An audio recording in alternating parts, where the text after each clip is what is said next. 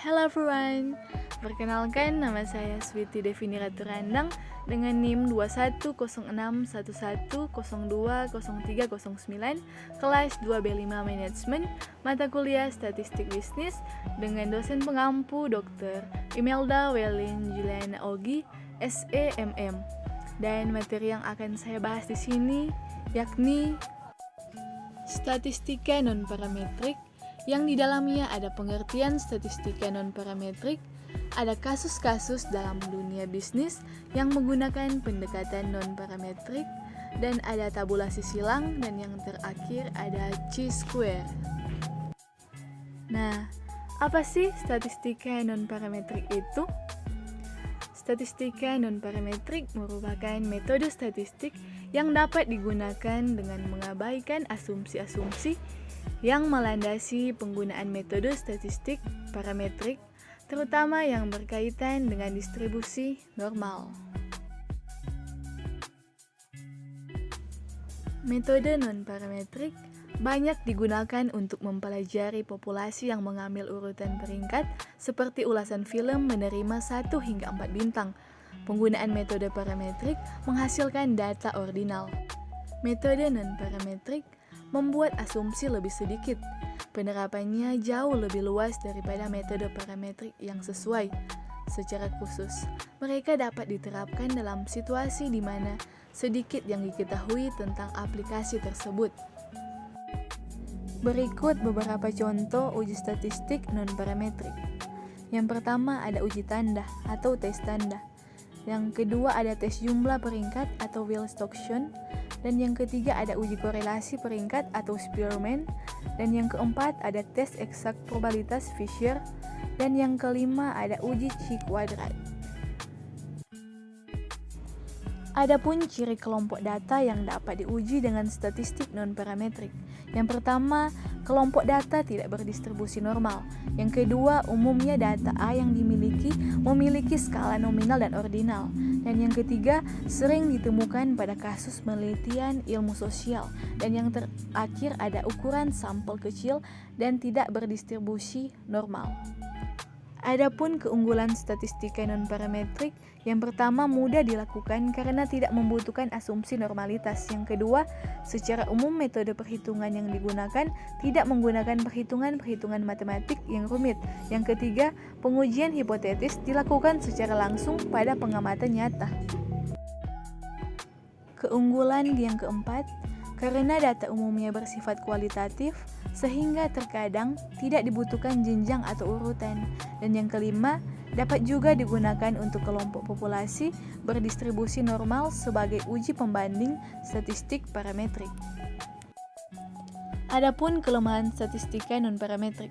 Yang pertama, pengujian dengan menggunakan metode statistik non-parametrik seringkali mengabaikan beberapa informasi. Yang kedua, kemampuan uji metode statistik non-parametrik tidak sekuat metode parameter informasi. Yang ketiga, tidak melibatkan parameter populasi dalam uji hipotetis. Yang keempat, skala yang digunakan bersifat lebih lemah. Dan yang kelima, asumsi pada metode statistik parametrik tidak dipenuhi. Kelemahan yang terakhir, hasil uji metode statistik non-parametrik tidak dapat digunakan untuk mengestimasi karakter populasi karena prosesnya sederhana dan cenderung menggunakan sampel kecil dan tidak berdistribusi normal. Selain itu, penggunaan metode statistik non-parametrik hanya membandingkan dua kelompok tertentu. Selanjutnya kita masuk dalam kasus-kasus dalam dunia bisnis yang menggunakan pendekatan non-parametrik.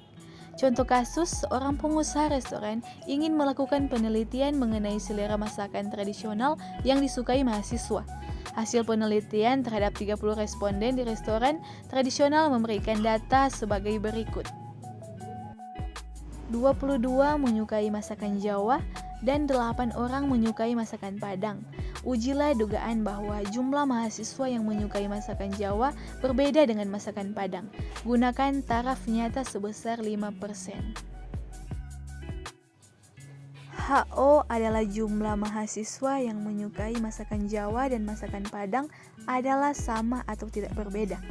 HI adalah jumlah mahasiswa yang menyukai masakan Jawa dan masakan Padang adalah berbeda. Selanjutnya, interpretasi hasil. Uji binomial memaparkan bahwa kategori masakan tradisional ada dua, yaitu masakan Jawa dan masakan Padang. Jumlah masing-masing adalah 22 dan 8. Nilai proporsi uji atau tes prop 0,50. Proporsi pengamatan untuk kategori makanan Jawa sama dengan 0,73 dan kategori masakan Padang sama dengan 0,27. Nah, selanjutnya kita masuk dalam tabulasi silang. Tabulasi silang adalah metode untuk mentabulasikan beberapa variabel yang berbeda ke dalam suatu matriks. Tabulasi silang merupakan metode analisis yang paling sederhana tetapi memiliki daya menerangkan cukup kuat untuk menjelaskan hubungan antar variabel. Dalam analisis tabel silang, peneliti menggunakan distribusi frekuensi pada sel-sel dalam tabel sebagai dasar untuk menyimpulkan hubungan antara variabel-variabel penelitian sehingga dengan demikian dapat dengan mudah melihat keterkaitan hubungan antara dua variabel.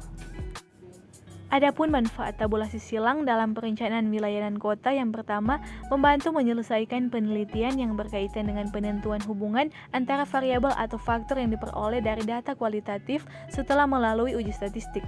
Yang kedua, menentukan besarnya derajat asosiasi atau hubungan kuat atau lemah. Dan yang ketiga, dapat menentukan variabel dependen atau terikat dan variabel independen atau bebas dari dua variabel yang dianalisis. Dari penjelasan tersebut, dapat disimpulkan bahwa analisis cross-step merupakan suatu metode analisis statistik yang digunakan untuk melihat keterkaitan atau hubungan antara dua variabel dengan menggunakan chi-square.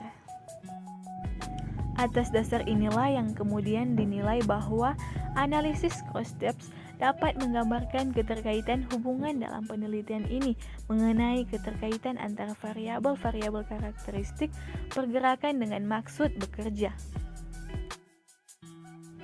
Adapun jenis tabulasi silang, cross-steps dilihat dari beberapa metode uji yang digunakan, yaitu berupa uji chi-square test untuk mengetahui hubungan antara baris dan kolom.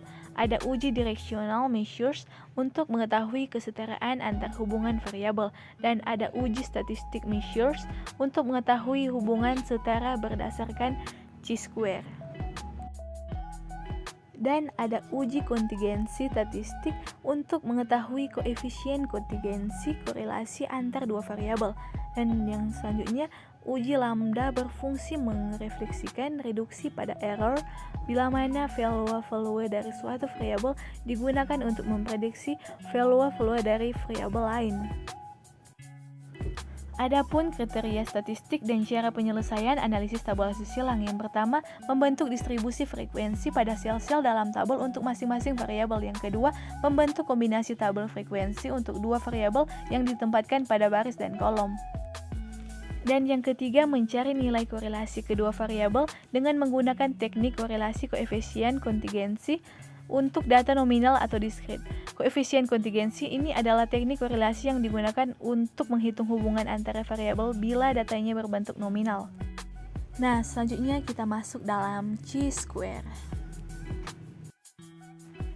Chi-square merupakan uji statistik non-parametrik yang paling banyak digunakan dalam penelitian bidang kesehatan masyarakat, karena uji ini memiliki kemampuan membandingkan dua kelompok atau lebih pada data-data yang telah dikategorisasikan.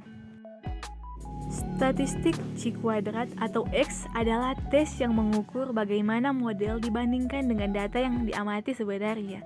Data yang digunakan dalam menghitung statistik chi kuadrat harus acak, mentah, saling eksklusif, diambil dari variabel independen, dan diambil dari sampel yang cukup besar. Statistik chi kuadrat 6x adalah ukuran perbedaan antara frekuensi yang diamati dan frekuensi yang diharapkan dari hasil serangkaian peristiwa atau variabel.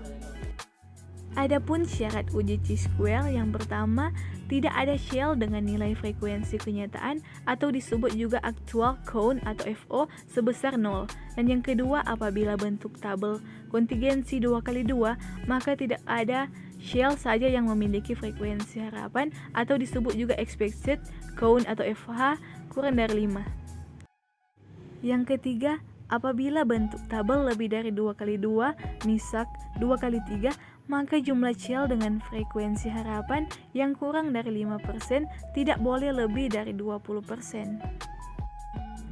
Adapun karakteristik chi-square, yang pertama, nilai chi-square selalu positif. Yang kedua, terdapat beberapa keluarga distribusi chi-square, yaitu distribusi chi-square dengan dk 1, 2, 3, dan seterusnya. Dan yang ketiga, bentuk distribusi chi-square adalah menjulur positif. Dan adapun fungsi dari chi-square untuk menguji hubungan atau pengarah dua buah variabel nominal dan mengukur kuatnya hubungan antara variabel yang satu dengan variabel nominal lainnya, atau C sama dengan coefficient of contingency. Fungsi chi-square. Tes kemandirian yang menanyakan pertanyaan tentang hubungan seperti apakah ada hubungan antara jenis kelamin siswa dan pilihan mata kuliah, dan tes kesesuaian yang menanyakan sesuatu seperti seberapa baik koin di tangan saya cocok dengan koin yang secara teoritis ada. Adapun kemerdekaan. Untuk melakukan tes ini, peneliti akan mengumpulkan data pada dua variabel yang dipilih atau jenis kelamin dan mata kuliah yang dipilih, dan kemudian membandingkan frekuensi siswa laki-laki dan perempuan memilih di antara kelas yang ditawarkan menggunakan rumus yang diberikan di atas dan tabel statistik X. Selanjutnya, kebaikan. X2 menyediakan cara untuk menguji seberapa baik sampel data cocok dengan karakteristik atau yang diketahui atau diasumsikan dari populasi yang lebih besar yang dimaksudkan untuk diwakili oleh sampel. Ini dikenal sebagai kebaikan kecocokan jika data sampel tidak sesuai dengan sifat yang diharapkan dari populasi yang kita minati. Demikian, thank you.